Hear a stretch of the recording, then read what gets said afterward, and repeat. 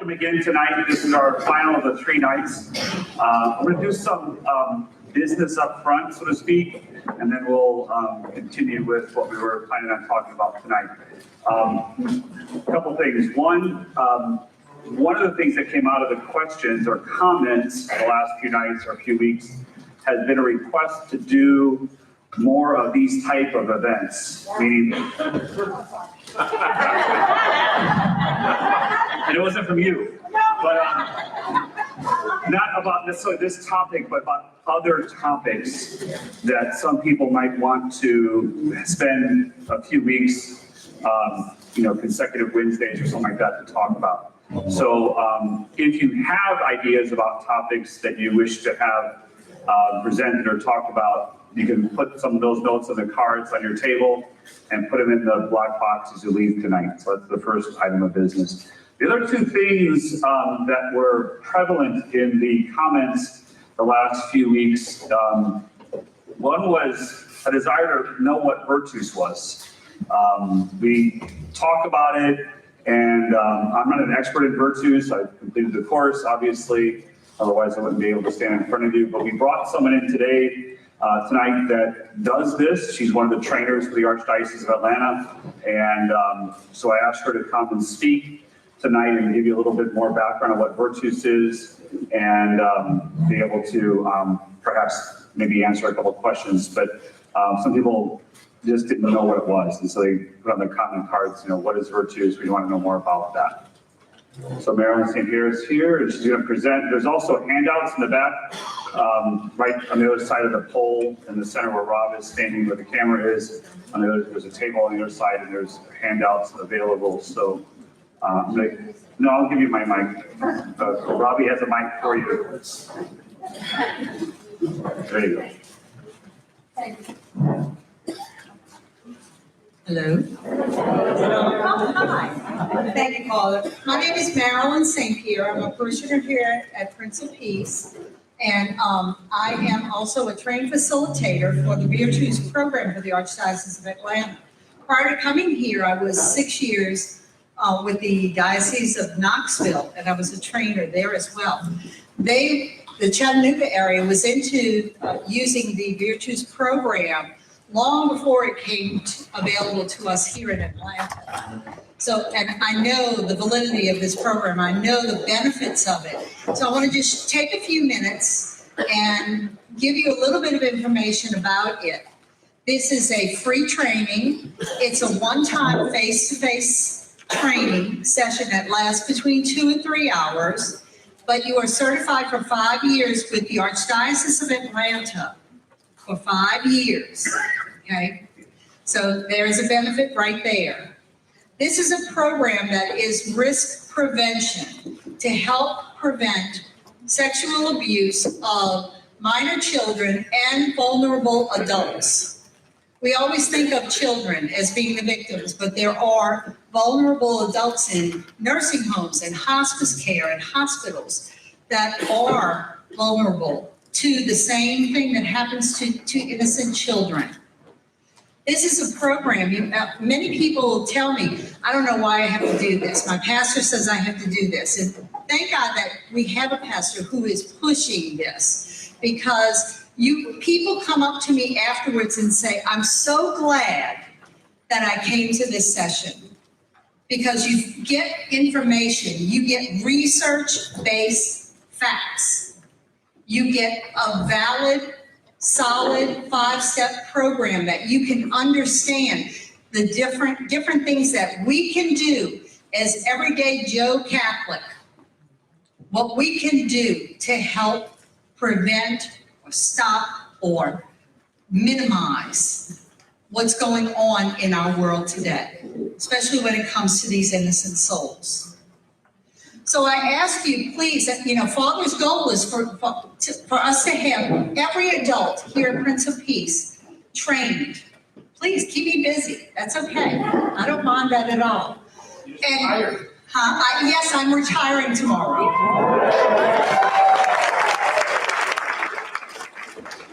So I have plenty of times to do sessions for you. Okay. Thank you.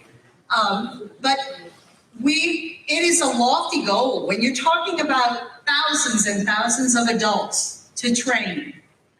But it's a goal that we can do it. And I think Father was sharing this weekend, we have a tremendous amount of people already trained. We're one of the top ranking parishes in the diocese with trained people in our parish. So I ask you to please make the time. It's not the easiest thing to get through. It's a difficult subject. It's uncomfortable. It's outside of our comfort zone. But it's something that you need to know about, I need to tell you about, and we need to together do something about it. If you are, and many people say, well, I'm not involved in a ministry that deals with children. That doesn't matter. You have children. You have grandchildren. You have neighbors with children. You have friends in the parish here with children. And not to mention the vulnerable adults. We all have connections there. It's up to every single one of us to be involved, to be informed, and to be involved. And as I say at every one of my sessions, if you're sitting here for 3 hours, prevents one child from going through the torments of sexual abuse, it's worth it, right? It is. So I invite you all to consider, if you haven't already done so, to consider signing up for one of the sessions. We have sessions that are offered throughout the Archdiocese. We try to schedule as many as possible here at Prince of Peace. We only have myself and 2 other trainers, facilitators, that hold the sessions here, but many of the neighboring parishes also hold them. In fact, when you go to the website, you'll be able to see, when you pull up a list of sessions available, there are several going on almost every day throughout the week, except on Sundays, even on the weekends. So you can pick and choose your date, your time, and your place. And if we have enough of an interest here for a certain date or time, Melanie will get in touch with us and let us know, and we'll get it done. Our goal is to be at 100%. It's a lofty goal, like I said, but it's something that we can do if we do it together. So the simplest way for you to do this is to go online. You go to virtus.org, and I have right behind the camera, where the post is, there's a little table with 2 different sheets. One of them is an information sheet that tells you what the Virtus program is about and why you should take it. The other gives you some online instructions on how you can register for one of these sessions. We usually have between 20 and 25 people per session. It's not a room full this big, although I've been in trainings where we've had this many people with the Archdiocese. But usually our sessions are about 20 or 25 people. I am there not as an expert, but as a facilitator. But I have the information to lead you to the experts where you can get answers to your questions. And you know, one of the other things I always tell my groups is that it seems like every other session that I facilitate, someone comes up to me afterwards and says, that was me. Or that was a family member of mine that suffered through that. It's worth it for us to take the time to do this. So I ask you, please make sure that you go online to virtus.org, you click on registration, you fill out a few questions, basic information, contact information about you and which parish you're working with.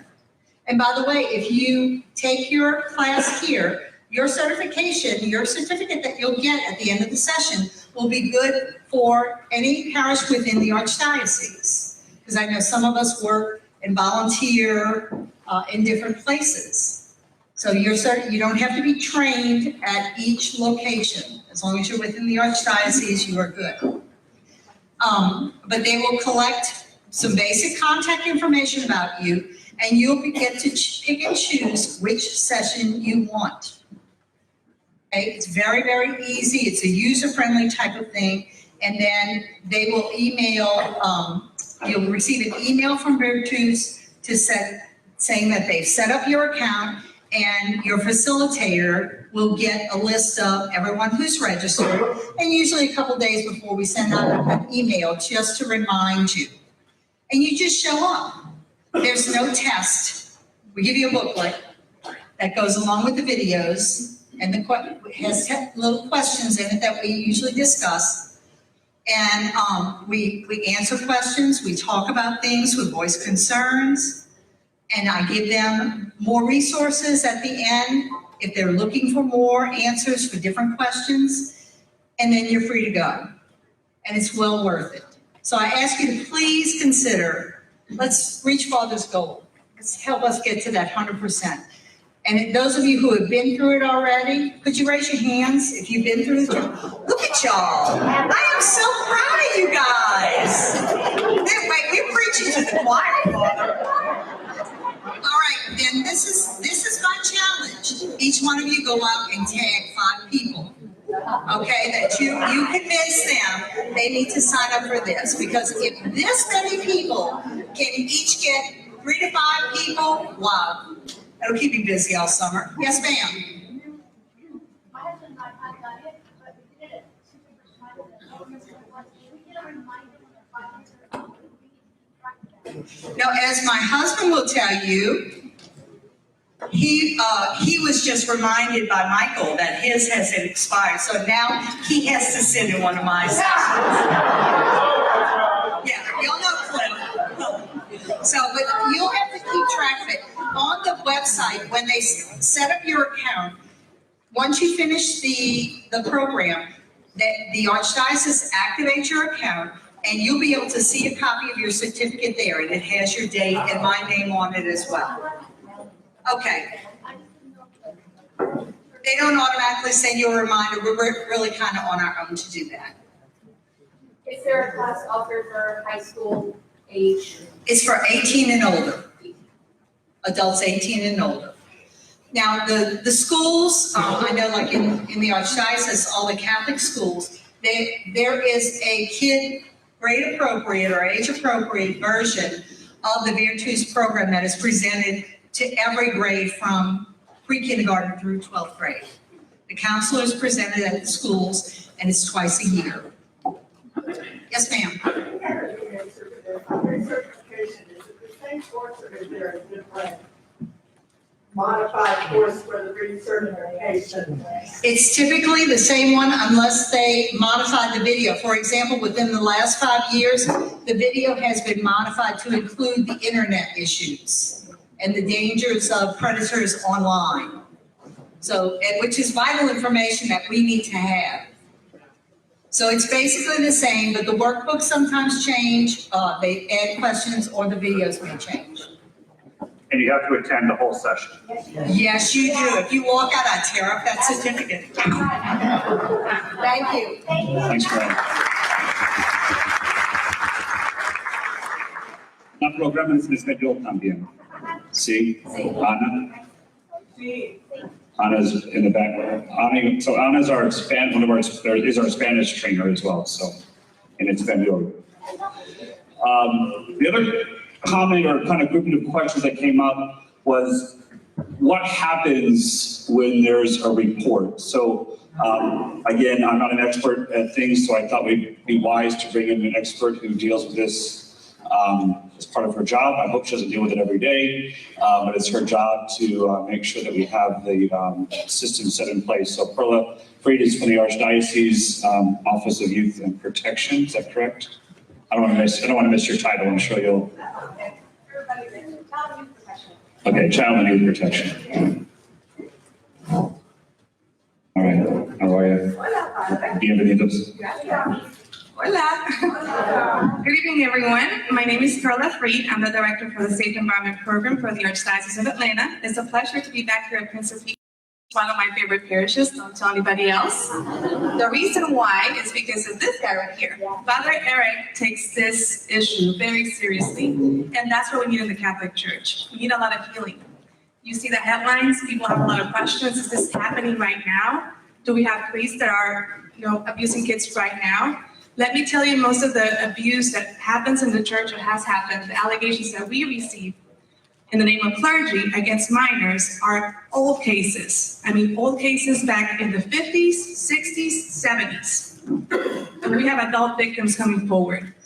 Most of those priests are deceased. So there's two different routes here when reporting abuse. You have the report of an allegation of abuse against the clergy.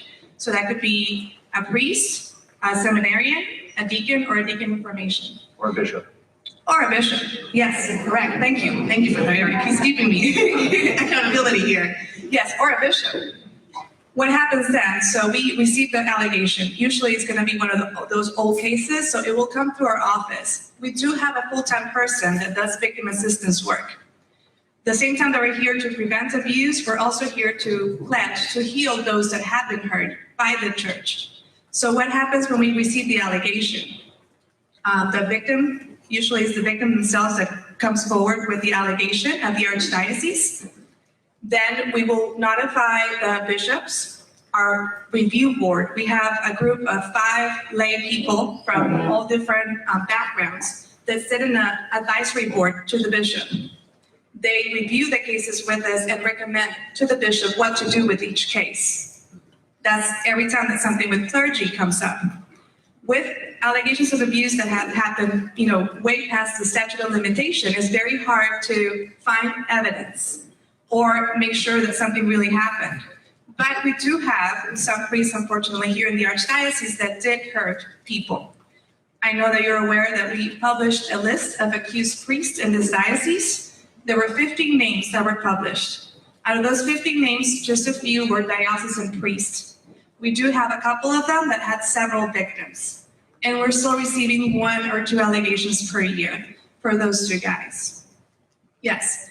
We do take care of the healing of those people if they're willing and open to receive it. So counseling is taken care of. The first thing that is offered to them is covering 5 counseling sessions, and then we work with them or their therapist, so that way the archdiocese takes care of all those expenses for them. Yes. How do we prove if something happened? We can't. A lot of people that were there at that school or that parish back in the day, perhaps they're dead as well. So it's just a matter of matching the places of service and where that person went to school or was a parishioner. Any questions so far? I know this is a lot of information, but I don't want to miss anybody's comments. I'm sorry, Keith. Go ahead.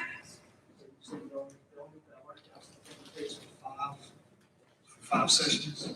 That's it? No, that's the initial kind of offering. But no, of course, if there's anything else that needs to be taken care of, because as you know, those of you who have gone through the Virtus training, the effects of abuse last a lifetime. There's a lot of issues. Not only is therapy necessary, but you might have a lot of medical things to take care of. And those are all things that come in that package. We nailed it. So we've been to, this is our 3rd one that we came to, I respect. And so I just want to say, you nailed every question. Every person wrote something, every person said something, but you nailed it on exactly everything because everybody has that in their heart. And you answered like everybody's question. So I'm just saying thank you. That's huge. Like, thank you. Well, we're here, I might not be a bishop, but I work closely with them. Unfortunately, for us, it's a big loss that Archbishop Gregory is now the Archbishop in DC as of yesterday. Yeah, Let's make sure to keep him in our prayers because he is the right guy for the job. The Archdiocese of Washington, D.C. has a lot of influence when it comes to any matters of the Catholic Church in this country. And this is a big issue, and we have the right guy there now. Who knows who's going to come here to replace Archbishop? It's going to be a hard place to fill, but hopefully it'll be somebody that takes this mission as seriously as he did. Any questions about the allegations so far, or questions that arise from things that you've seen on the news, or questions that you have about how to report allegations, or the process? Well, we get, yes. So what is the statute of limitation? In the state of Georgia, it's 7 years, which means that if a minor was abused when they were still a minor, they have until their 23rd birthday to come forward for that claim to be criminally possible. Yes. Otherwise, they cannot go after the individual or the institution that hires that individual criminally. Yes. Other states are opening that statute of limitation for a period of time, 12 months or 24 months, so victims can come forward and they can make their claim against the diocese. New York has done that. A lot of states in the Northeast have opened that statute of limitation. Yes? You said that we're told in virtues to go to the police, but you're saying that people come to you. Is that after they go to the police? Yes. Okay. So most of the allegations I'm talking about with clergy, as I said, are old allegations. Now, any suspicion of abuse, current abuse of a minor right now must be reported to the authorities within 24 hours. The agency we report abuse to here in Georgia is DFACS, the Division of Family and Children Services. I do have some materials in the back that include all that information for you on how to report, what to report, and who needs to find out.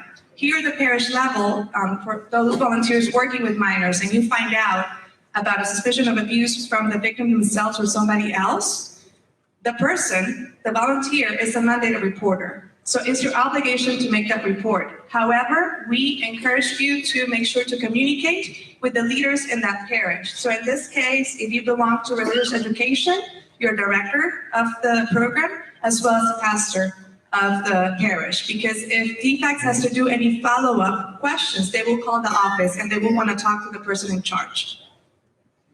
Yes, so no, the authorities are number one. If anything is under the statute of limitation, we work with the authorities and we will go and cooperate with them with whatever they need. The term, if they come to the archdiocese, it's because it's old claims. So the victim themselves or their families know that they can't go to the legal system to go put in an allegation there, because the law does not process allegations that old. Another one is that I work with little children, with the police, so we take trainings too. A lot of people feel intimidated because, not us, because we know we're protected by the law, but we have to report with mandatory reporters. After that, they don't know sometimes what happened with the child, they don't let us know. But here, I don't know if people know that if you report and it's not true, the law protects you, right? Correct. So some people feel intimidated about that. And in my case, if I have a doubt, even if it's not true, I'm gonna report it. Because just in case. Yes. So there's a lot of fear to report because people, the number one thing is, I'm not sure really if it happened. But it's a suspicion of abuse, and according to the law, those suspicions must be reported. And this goes beyond child sexual abuse, any type of abuse, physical abuse, negligence, exploitation, pornography. All of those things fall under the definition of child sexual or child abuse in the state of Georgia. So it must be reported. Yes, ma'am? Have you had any cases of people coming to you and saying they were abused when they really weren't? They're, for one reason or another, they're jumping on the bandwagon. We have had very few allegations that were not substantiated with all of the information that was gathered and the investigation was done, and it wasn't found credible. We've had those, but it's not that many. Usually children do not lie about abuse. I can't imagine children, but, I can imagine adults. And in the world that we live today, we live in a very litigious country. So people do make claims in order for them to gain financially, or they might not like the person that they're accusing, and that's the route they go. But a thorough investigation is done either by the authorities, if it falls under the minor or the statute of limitation. And if it's an adult, we do have a third-party company that does all the investigation for us. They do interview the victim and everyone they can around that case. Perla, are you staying for the rest of the session? If you want me to, Well, it's up to you. I yes. just wondered if you had, there was gonna be a lot of questions we can. These, 5 sessions.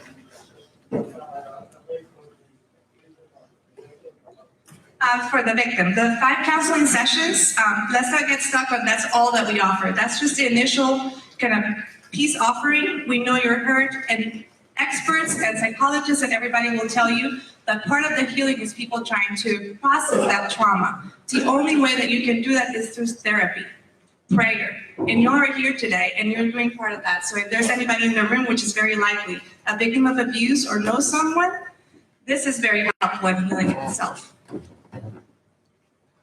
Yes? Is financial compensation still being offered to victims in terms of settlements? No, the Archdiocese of Atlanta does not enter in financial settlements with victims or their attorneys in that case, because they would have to come with an attorney. The law, pretty much with statute of limitation, it would be very hard for a court to find that case credible. Yes. These are all great questions, and I think I will stay for the rest of the session. I will be around, so if anybody wants to, ask me any questions. Because I would assume there might be some people who might want to talk to you individually rather than publicly. Right? So Thank you, Father. Thanks for coming.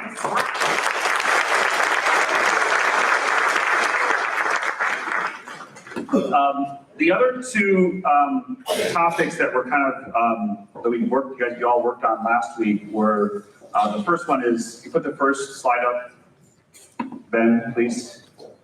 How do we talk to our kids about this? So I asked you last week to kind of work at your tables and discuss those results and comments. As I said to you before, I'm not a parent. I don't have any children to go out. That's as close as I'll get. And I thought it would be good for you all to talk about that and give me some feedback about how you've done it or how you should have done it perhaps in your life. So we have we have a slide for each one of the comments that were offered. So next slide. Start at a young age. Teach about good touch, bad touch. I think when I grew up, I had 5 siblings before me that came along. My parents were middle-aged. Well, middle-aged, I say that now because they were my age when I was born. So my mom was in her, my dad was 46, my mom I think was 44, 45, something like that. When I was born, I think they were just tired. They were just worn out. I never got a birds and bees talk, ever. I don't know if that's why I'm a priest.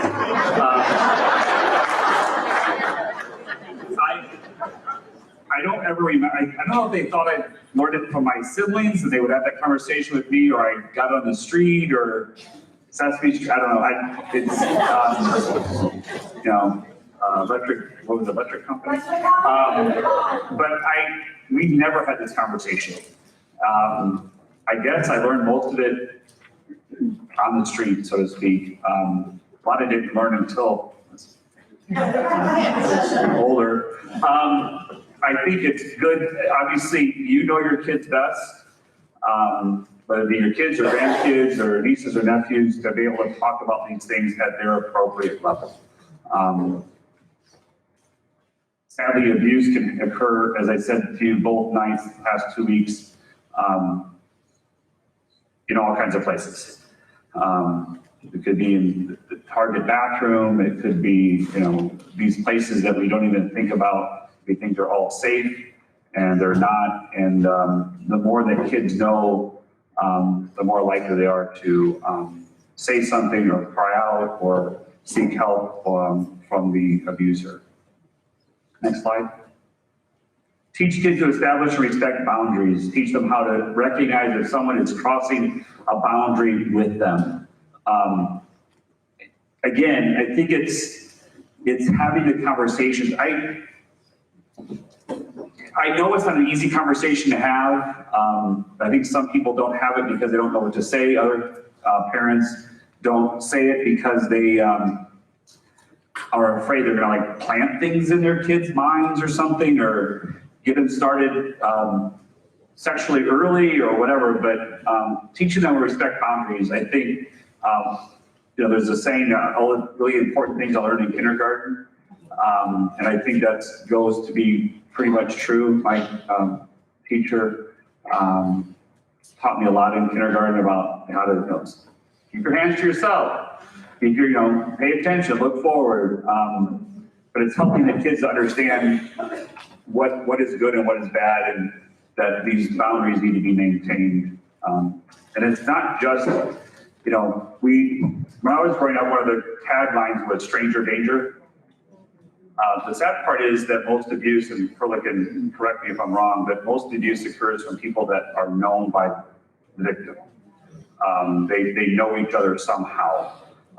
So just be aware that it's not just about the weird dude that lives down the street or the person that looks odd at the store or something. Oftentimes it's the person that this kid knows. Open dialogue, communication, listen. Address the issues head on. Don't use cute names for body parts. Teach them to know that there are places on their bodies that no adult should ever touch, aside from a doctor, et cetera. I think the key word that's bolded or capitalized, I don't think we often give kids a chance to share enough. Part of the fact is this problem right here. Kids are buried in their face in this. And they don't dialogue, they don't talk. But I also don't think that we give them often a chance, that the avenue or the opportunity to have that open dialogue and conversation.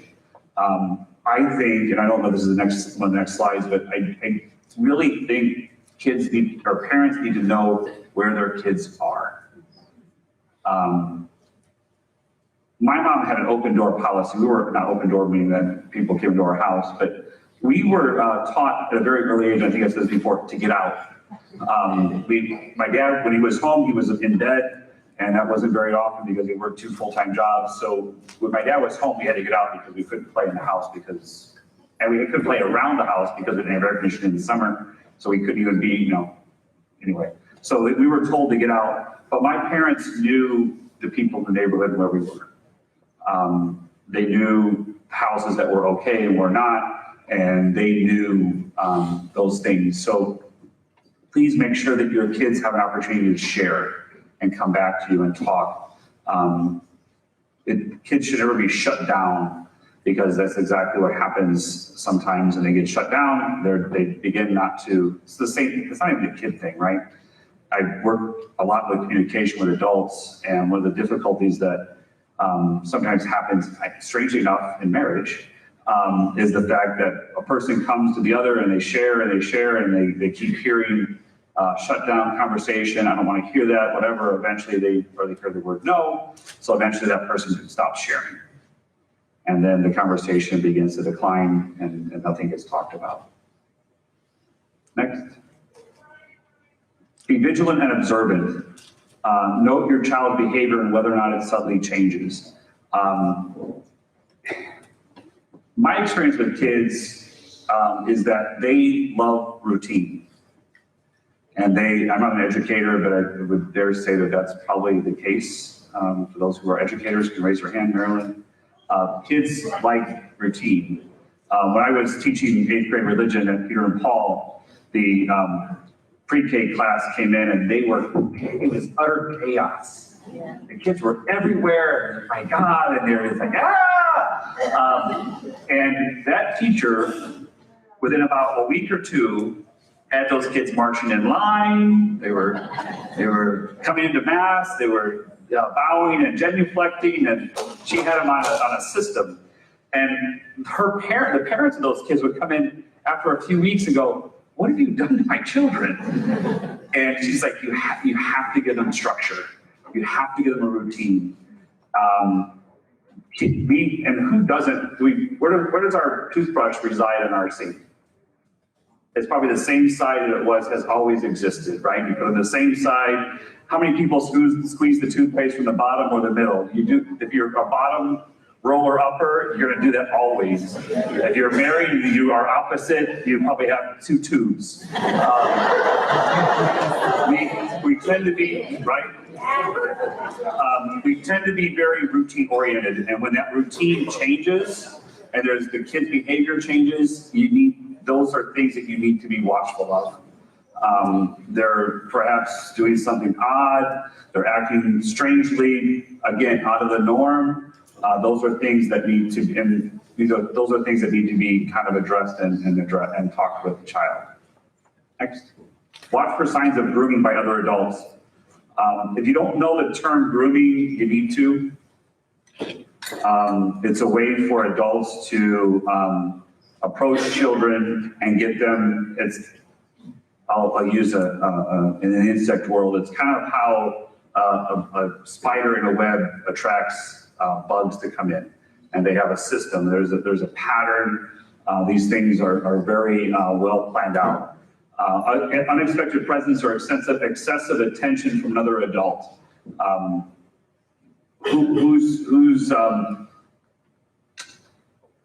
don't mean to use words that might seem offensive, but courting children. That's an old term, I know, courting, but is there an adult who seems to want to spend time with your child or children when you're not there?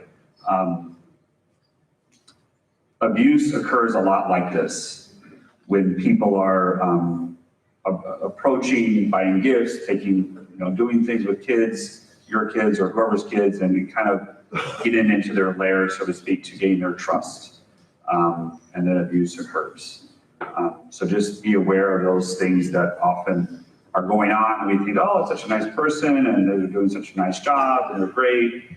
Be aware. I'm not saying every adult that wants to spend time with your kid. So not every coach or priest or whoever that says, hey, your kid is like, when 2002 hit and I was a newly ordained priest, I think I'm going to share this with you. I would go to the mall in my collar and people would pull their child closer to them. It didn't happen all the time, but there was times when they looked at me and go, oh, you're a priest, so let me pull my child closer, like I'm going to snatch the kid and take them into my car or something. That's not typically how abuse occurs. It occurs as someone gains the trust of the individual.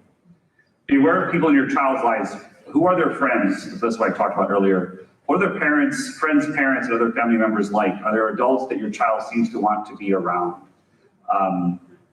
Not to want to be around, but also be aware that there's people sometimes that your kid wants to be around because that relationship and that grooming component has occurred. And they be mindful of what I say. They enjoy the attention. I'm not talking about the abuse. They enjoy having someone give them attention and buy things for them. So be wary of both kids that are trying to avoid a house or a family, or there's something that they say, hey, I want to go over to that person's house over and over again. You should be aware of who's who in their kids' lives. Next. Monitor technology use, which Virtue says, like Marilyn said, updated with their video. This is like, every once in a while I'll joke with like a teenager and say, hey, can I see your phone? And I go, no. I said, if I can't see your phone, it might be a problem. And parents oftentimes don't know what parents sometimes don't know what your kids are looking at. And you think, oh, my kid would never do that. And I tell parents all the time, who's paying the bill? They go, oh, well, I'm like, if you're paying the bill, you have an absolute right.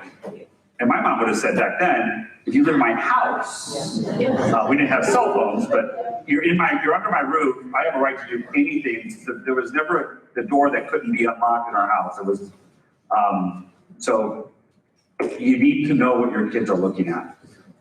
Because a lot of times they go to websites and do things that sometimes their friends will suggest, or they get, hey, look at this, or they send things and they get online, someone says to you, hey, let's be friends on Facebook, and they go, sure, and then the friendship starts, the relationship starts. I say relationship, the connection occurs, and that leads to things that are inappropriate.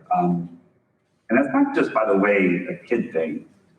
I've had, there was an adult couple I was working with, and Robbie keeps sending me messages. I want to make sure. I get a buzz. I don't know if it's Robbie or not. All right. I try to ignore him at all costs, but I had a couple that this guy reunited with a friend from high school. Obviously, he sought that out. He actually arranged with this other woman, he was married, arranged with this other woman and her husband, so the two couples, to meet in the shore out on South Carolina somewhere. And they had rented a house, they were going to all meet, and then his wife found out what he was doing online. She saw more of the conversation that he was having with this woman, and obviously cancel the trip. So it's not just kids that do stupid stuff. And the internet provides so much quote unquote safe interaction, right? Because I'm not interacting with anybody, or I'm not physically with anybody, but there's a lot of things that can occur. Kids have been brought into sex trafficking through this method and opportunity. Hey, we'll meet, let's go, your parents suck, I know, I can help you. And they are quickly stolen, so to speak. So I think you should have regular checkups on your kids and grandkids' stuff. Find out what they're looking at, what's going on. The difficulty is that a lot of the apps are sometimes hard to see what they're doing. I'm barely on Facebook. I mean, I don't even post on Facebook. I say, hey, happy birthday. But as I understand, there's things that kids can send. Another thing that kids sometimes send is pictures of themselves, not in their school uniform. And they send that to other people, and that begins this exchange of things that are inappropriate. So, and is it Snapchat? You can send things and you never see it again or something. I'm not that. So, but I think you should, again, it's opening dialogue and communication with your kids and grandkids. Next.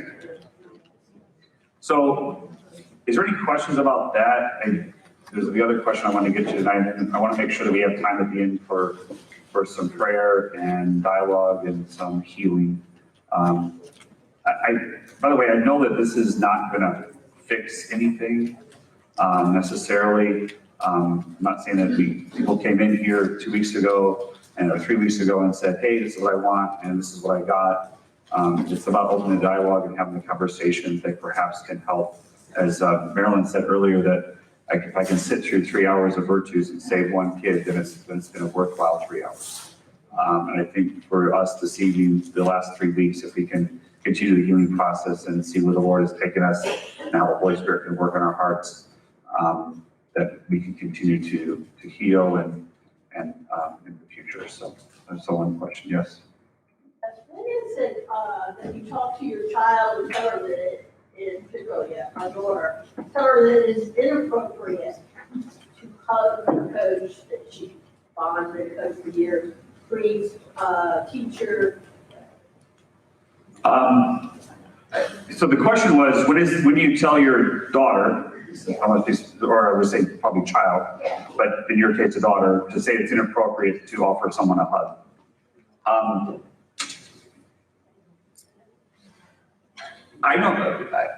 I just know for myself, there are people who are huggers and people that it's like, okay, we go in for the hug and it's like, no, it's a handshake, okay. So it's really up to you and what your child is comfortable with. I would be hesitant in saying you should not hug, because I think there's, again, it's about appropriateness too. You know, is it a hug that like a hug and then there's hey, like, you know, the guy hugs like hey, touching the back, and then there's like the other hug that's more long. I don't do these things anymore because I'm celibate. So, but I would be hesitant in saying you should not hug, because I think for some people that is it's a way to, I think for some people they need that. But I think also there's appropriateness, right? I would never walk up to someone that I've never hugged before and they go, hey, you know, I offer a handshake, and most of the time what happens in this parish, I'm a hugger. It's like, so I'm like, okay, but you know, let's do the handshake first. And, you know, I didn't want to presume that a hug is appropriate. For some people, hugging is like, don't touch me, for perhaps things from the past or whatever. So I don't do that. That's not for you and I to exchange. So it just depends on the individual, in my opinion. So that's where you teach learning other people's boundaries.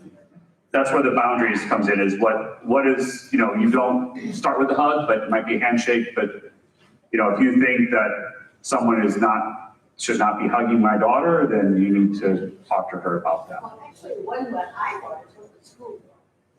Well, I don't know, I can't speak for the school. I don't know what the school teaches about that. I'm not in the school system, so. I work with some public schools in the Title IX office. Students are not allowed, not possible to not touch students. So what you just said, Young children. so teachers are not to be touching children, so you can't no handshake. Well, our side hug, you have to be. They are instructed, get trained, we do tons of training twice a year. But you know what, it happens, it's not only it happens. Right, so it's, so what she's saying in Gwinnett schools, that those who are, I would assume not just teachers, but coaches, all those folks that work with kids are taught not to do that. In my case, I was in a country public school, especially, you know, the children come to you, and sometimes we have had many cases, the children are abused at home, they don't receive the love and, you know, everything. I mean, there's different kinds of abuse, neglect, further neglect, all kinds. So when the child comes to me, and they don't even speak, we communicate through the talk.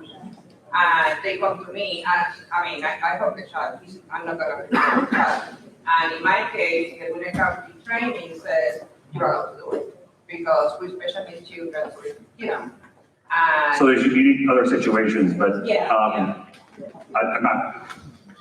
I'm not in the school system, but I'm hearing from someone who's like, this is what the training is, and yeah. I would assume that's not just Gwinnett, I would assume that's Yeah. the system in place, It's universal. universal. I have another question. When I took the virtual When training you took the virtues training 3 years ago. 3 years ago, you're 2 years from, Years too, yeah. And, I was sitting by a lady, maybe younger, 2 years younger than me, of course. And she told me that she was being abused when, you know, by a Christian. So I didn't know what to say. I felt bad for her, but I was speechless. so someone shared with you in the virtues training that she was abused at some so point I in her life. was speechless, because nothing came out of me, and what do I say? Somebody says that, I don't know. Well, after the past few weeks, I hope if someone comes to us and says, I was abused or I'm being abused, that we report it. No, it was years ago, she was. I would encourage her to report it and share that information and seek help, right? Would that be the case? You would want someone to? So we'll go into the second topic, so the next slide for that. Why remain Catholic? That was a huge thing, or quite a few people shared with us. Why should I remain Catholic? I'm being asked by my friends or my family or whoever to say, you're still Catholic in that church that abuses children. How could you possibly remain Catholic and go to that church? So these were some of the responses. Our faith is in Jesus, not in certain people or the church hierarchy. I'm not Catholic for the Pope, the bishops, or any other priest or faith leader. My faith is in him. I would assume that means Jesus, right? My faith is in the resurrection. My faith is in the Eucharist and the sacraments. So,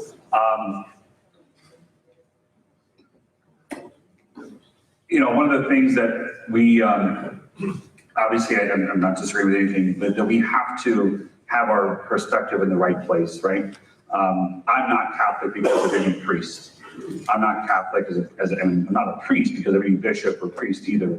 I am Catholic and a priest because I feel that that's what God's called me to.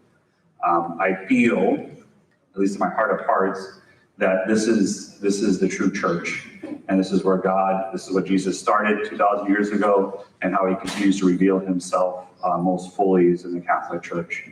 I'm not going to get into other religions, or other denominations, but so the next slide. Community. We remain strong together, we pray together, we take care of one another, we're strong when we're united. Which is what's being described here as what? The body of Christ, right? We are the body of Christ. Next. All of us are human, we all sin, we cannot run away from this or deny it. We have to recognize it, confront it head on. Next. Next. That's it.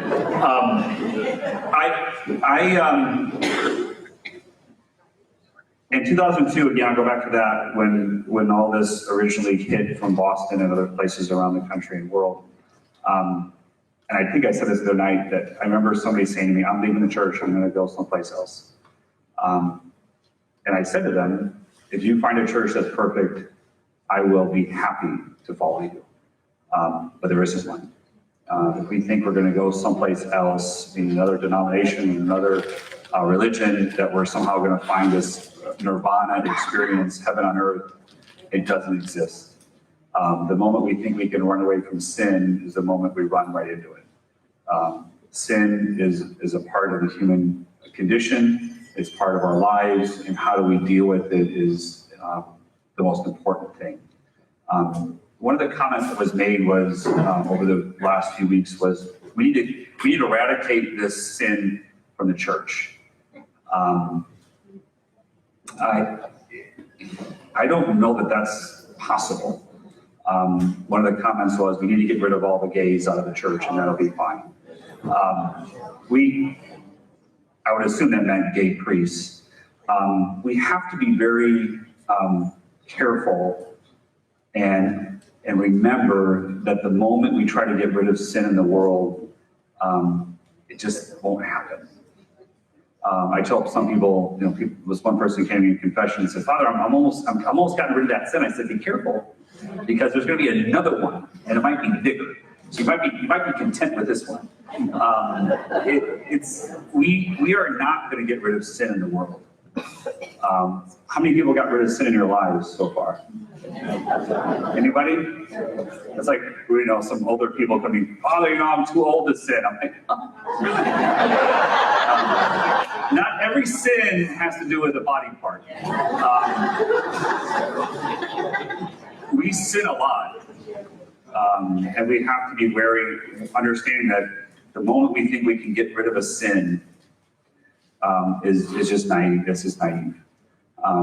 Sin exists, which is why Christ gave us the Eucharist. It's why Christ gave us the sacraments of reconciliation, anointing the sick. He knew from the very beginning, right? I mean, he picked 12 people, 12 motley individuals, and one of the 12 betrays him, right? Another one denies him not once, 3 times in the same night. And then they all gathered in the upper room wondering what the heck they were supposed to do. But it's often a place where guys can feel that they can shed their tears without being judged or yelled at or critiqued or feel non-manly. So we need to be vigilant in looking at people that are, we are all in that midst of the same boat. The boat's big, we're all broken, we're all struggling. We may not have been abused, but we have things in our lives that hurt and are not healed. And our goal, Christ's goal, is that we are one day made whole again. I don't know that it happens here completely, but it can be definitely worked on here so we can go home one day to be made whole in heaven with the Lord.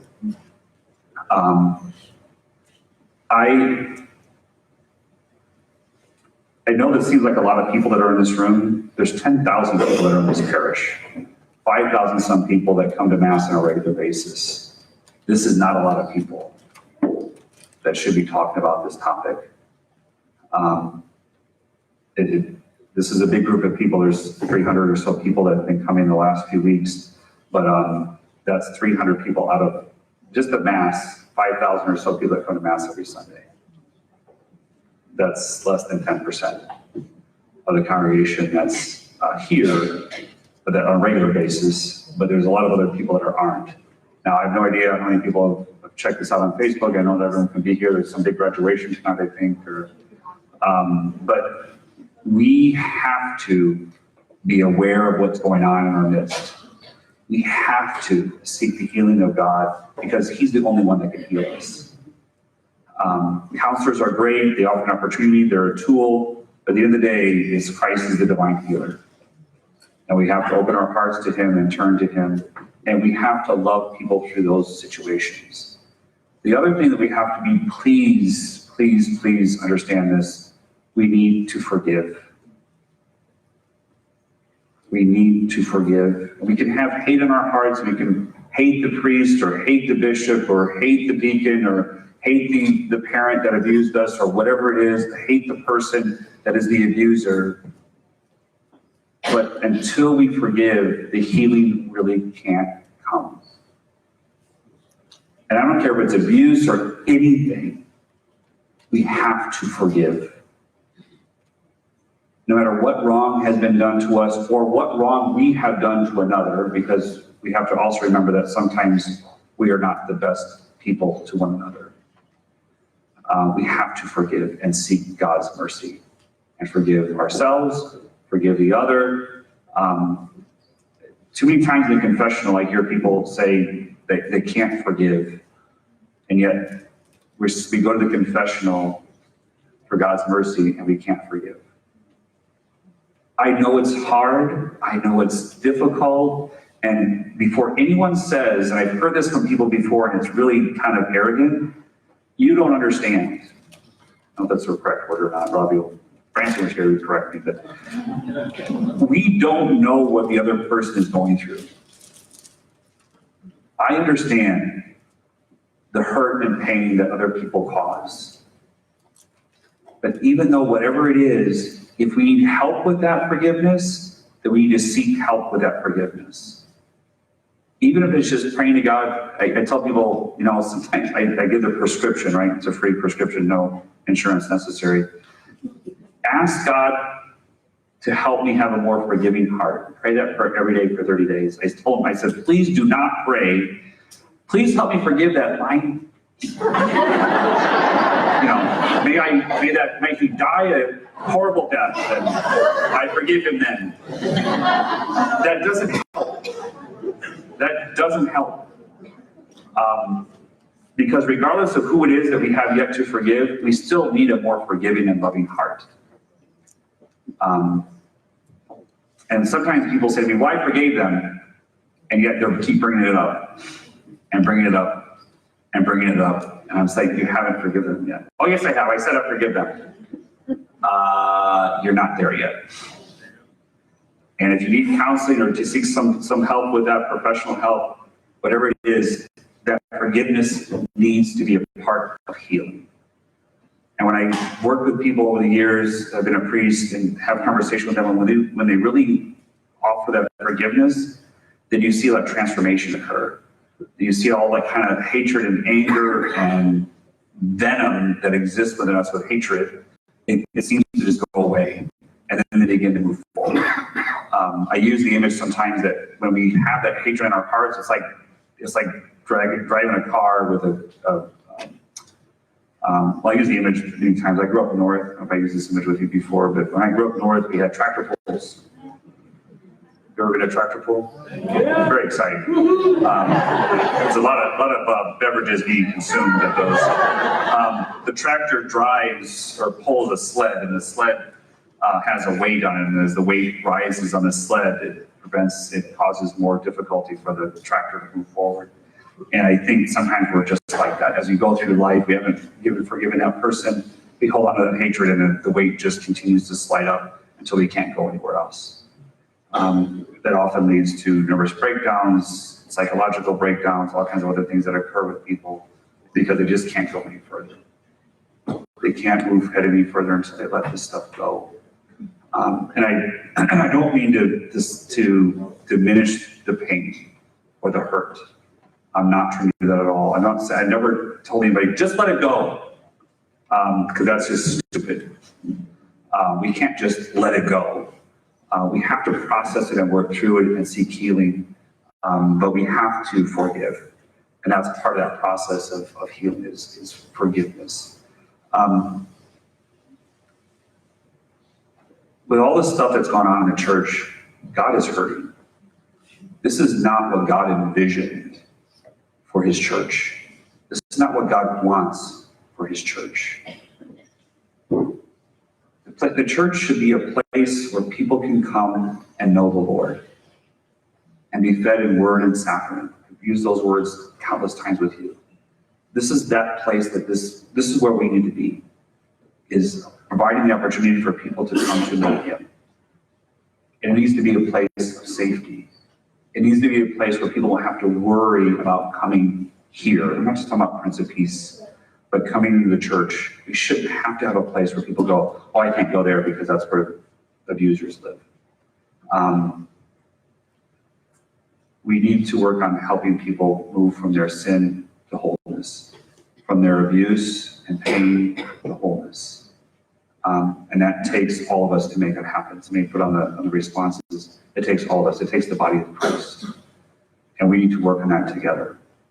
The moment that we think that, again, that we're going to find some other places in Nirvana, or that we're going to somehow magically, everything's just going to go away because we, use the genie and blink, it doesn't happen that way. It takes us to make it happen. This isn't I can't fix this. I can't. I'm just your pastor, broken and healing myself and all the things that are going on in my life. I'm just a instrument that God has sent to you, I hope, to help with the process of growth and development and encountering Christ more deeply and have that relationship with him. I'm not a physician, I'm not a counselor, I don't have a magic wand. I've told you before, they haven't given me that yet. We need to do this together. And if this is a good stepping stone for this, I'd be happy to continue to offer opportunities that we can continue to maybe dive more deeply into things. But it's going to help. It's going to happen because we cooperate with God's grace and will in our lives. I need you. I need you to be aware and focused. I had people come to me about virtues. Oh, I have to do virtues. Why do I have to do that? It's the same thing Marilyn said. I don't work with kids. It's about an awareness. We don't lock the doors to our parish. On Sunday, we have 6 masses. People come and go out of here all the time. And many of those people, I don't know who the hell they are. There are people that come, they visit, they're this, they're that. I don't know you. I don't do background checks. I don't ask for ID. We don't have little scanners like in the airport. I don't know who they are.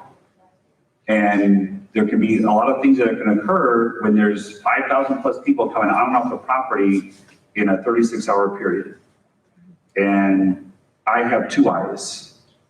And most of the time their eyes are, I'm running around doing things because that's what I have to do. But there's 300 of you or so that have 2 eyes each. And if everybody in this parish, the 4,000 adults or 3,000 adults, whatever it is, that come to Mass on a regular basis, that's 6,000 eyes that are being aware of what's going on. I can't be everywhere. Father Branson can't be everywhere. Robbie definitely can't be everywhere. Everyone needs to come together. And then also in prayer, the moment that we think this can't be helped with prayer is another time where we're naive in the situation of how God works in our lives. God is truly at work. Despite the difficulties, despite what we see in the paper, despite the headlines that we read on the internet or so-called internet, God is in the midst of all this. If you're a historian, look back on the history of the church. Some people say, oh, this is the worst thing that's ever happened to church.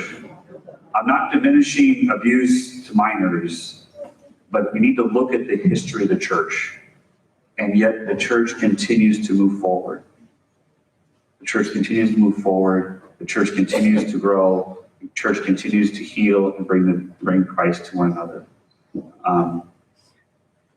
But we need to work on this together. And too often, as Catholics, this is a pitfall of Catholics, the priest will do that. The clergy will handle that. That's their job. I have but one job, and that's to celebrate the sacraments. That's it. That's what I was ordained for. That's what I'm supposed to do. I'm not a counselor. I'm not a teacher. I was ordained to celebrate the sacraments. I've told you this before. Oil, not toil. Chalices, not calluses. So if every one of us works together to help bring about the body of Christ, that's how it comes together. This parish, and whether or not you know this or not, has amazing things going on because of you and because of our cooperation with the Holy Spirit. We need to continue to rely on what God is doing in our midst and be aware of what's going on in our midst. And if we do that, God's going to bring tremendous healing. And it might come through you. It might come through you in what you say or share with another individual. It might come through you listening to another individual sharing their story. It might come through you because you know where to turn in the midst of someone's turmoil and difficulty. It might be because you offer an opportunity to say, you know what, I need to report this because I've witnessed something and I need to share this with somebody so that this can be looked at. You, and I told this before, when you leave the parish, you go out not just in this parish, but you go out into the world and you see all kinds of people. And too often, I have this issue. I was in Costco the other day, yesterday, one of my favorite places to go. I only spent $20 at Costco, which is really hard to do. It's an unusual occurrence. So, but I'm a buyer, not a shopper. Women like to go and shop. Oh, look at this. I'm like in and out. And I was walking and someone goes, oh, Father, I saw you at Costco. I'm like, sorry. I'm not aware of you because I'm just kind of blinders on. And sometimes we walk around the world like that too. Is we're so focused on whatever we're doing at that moment, we miss out on what's going on in our midst. And we need to be more aware. I thank you for coming out the last few weeks. I hope that it was beneficial. I hope that it's done something in your heart to say, you know what, I can be a part of this. I can be a part of the solution. I can be part of healing in this situation. Even if it's just that you're more aware of what's in your midst. Even if it's you know what number to call. And again, they're posted all over the building, the sheets, both in English and in Espanol, about how the procedures are for reporting abuse. The numbers are in the bulletin. Someone asked, well, we need this posted in the bulletin. They've been in the bulletin for years. You just need to look in the bulletin. So those things are there. Resources are there. The internet that I would assume almost every single person in this room has access to, it's there. If you say how to report child abuse, Georgia, it's going to come up. You just call 911 and say, I believe there's abuse. They're going to give you the right place to go and they'll help you out with that process. We need to be in prayer every single day about the healing for the church. Not just for this issue specifically, but just healing for the church. I'm trying my best to help bring that about. I'm trying my best to provide the avenue for that to occur. But we need God's help. And we need you to help participate in that process. I want to thank everybody that's helped to bring this about, the pastoral response team. They have more work to do, continued work. I know there's some questions that perhaps you asked that we did not get a chance to talk about. Maybe we can post those on the website. They worked tirelessly and long, and I know some people say, well, why did it take from August till now to make this happen? There's a lot of things that have been happening and things that have been coming together to help bring this night possible, but also there's just some other things that are continuing to occur. So thank you for them, for their hard work. Thank you for all that has happened. The student ministers are here tonight. We use Holy Family Counseling Service, which is also in the bulletin. If you need any assistance, we are best able to respond as possible if we can to offer that help. Perla's here still. If there's any questions that someone wants to direct to her or speak to her directly, she'll be available to answer any calls. She's also available by email. All her contact information is on the website for the Archdiocese of Atlanta as well.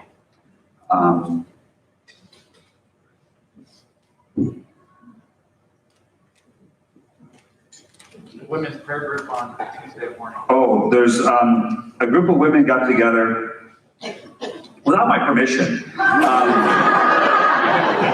And got together and they said that's kind of how it happened. Not that I canceled it or anything. To get together and pray. So I want to make sure, did Robbie just send me the correct information? They meet on Tuesday mornings after Mass, is that correct? The second and fourth Tuesday Second and fourth Tuesdays of the month, of the month after Mass in the morning, is that correct? 10 o'clock in the church. 10 o'clock, so Father Branson must talk a lot at 9 o'clock. So after, at 10 o'clock in the church.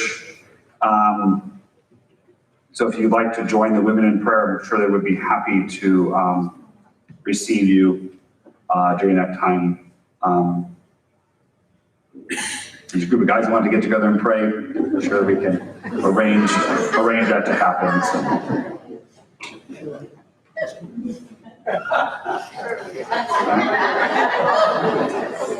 Anything else I forgot, Robbie? So Perla, thank you for coming.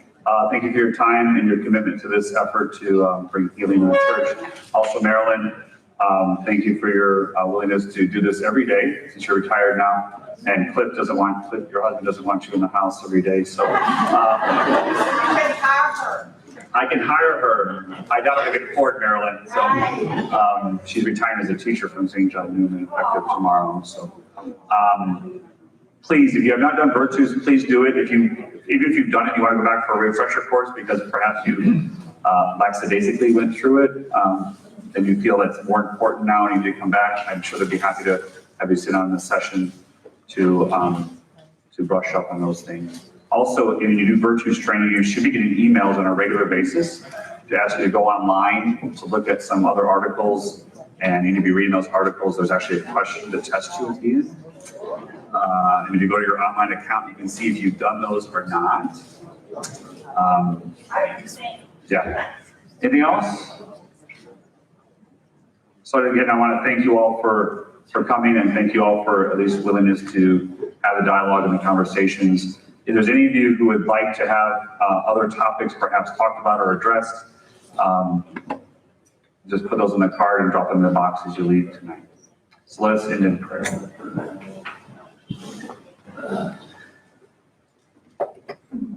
Heavenly Father, we seek you always to bring healing and peace. Bless our time here tonight, and bless the church that you founded. May we be the light in the world that sometimes seems so dark. May we be the example that you have called us to be. May we seek to be people of mercy, forgiveness, healing, and peace. May we strive always to follow your will and live the life of your Son in all that we do and say and are. May your church always strive to be that healer, that hospital for those that come to us. May you pour your abundant blessings upon all of us, this community, the Archdiocese, and the church. May we be open to living that life that you give us. We ask all these prayers through Christ, our Lord. Amen. Go in peace. Thank you.